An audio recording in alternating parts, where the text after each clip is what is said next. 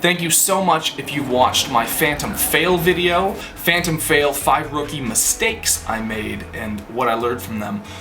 Thanks for all the comments. Even if you were calling me a blowhard, douchebag, asshole that doesn't know anything, I still appreciate you taking the time to tell me so.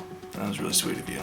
Here are 5 tips for shooting better footage, because to fly this thing is one thing. To shoot footage that you can actually make a good video out of, that you can collaborate with people and they can get really stoked about, that's an entirely different beast. Tip number 1, shoot long, steady shots.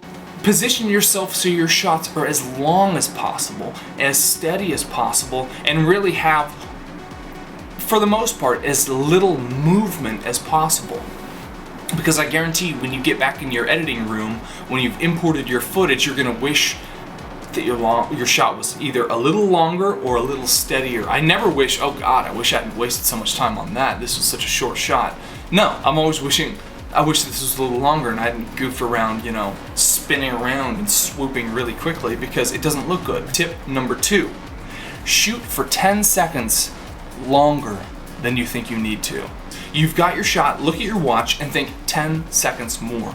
I guarantee you're going to be so happy that you have more footage to work with, that you allowed more time for that one certain aspect to enter the frame, or one perspective to just play out a little longer. In the moment, time is flying by and it really moves quickly, but once you get that footage into your computer, you're really gonna wish you had held that shot for just a little longer. So keep in your mind, 10 more seconds. Tip number 3, practice your lines. Now this shot, I'm using this shot as an example because I had to practice this shot several times before I got a usable take, that I didn't have to adjust, that was nice and steady, very fluid. So if you know you want a particular shot, don't just fly around willy-nilly, and you might happen to capture something that's really neat, very dynamic, that you can work with.